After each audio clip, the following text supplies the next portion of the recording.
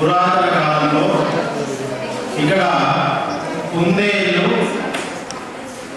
నక్కలను తరిమినటువంటి place అన్నమాట.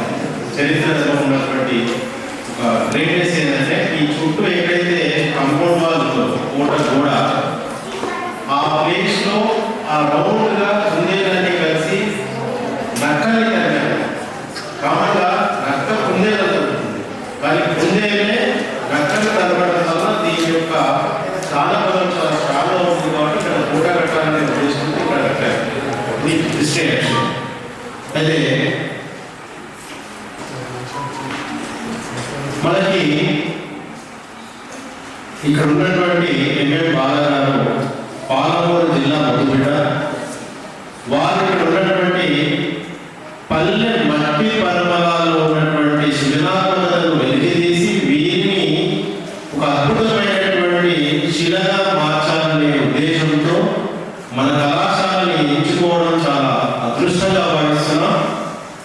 అదే సమయంలో ఒక గొప్ప వ్యక్తులు, ఒక డాక్టరేట్ చేసినటువంటి యాక్టింగ్లో, ఫిలిం డైరెక్షన్లో కావచ్చు అండ్ ఫిలిం మేకింగ్లో రీసెర్చ్ చేసి పిహెచ్డి హోల్డర్ అయినటువంటి ప్రతిష్టాత్మకమైనటువంటి హైదరాబాద్ యూనివర్సిటీలో చదివినటువంటి గొప్ప వ్యక్తులు మన దగ్గర రావడం, తర్వాత వీళ్ళందరినీ ప్రోత్సహిస్తూ ఎంత ఫైనాన్షియల్గా సపోర్ట్ ఉంటూ మన రెహమాన్ సార్ గారు మరియు అభిమా మేడం గారు సహకరించిన వారికి ఇదంతా కావాలని కోరుకుంటున్నాను.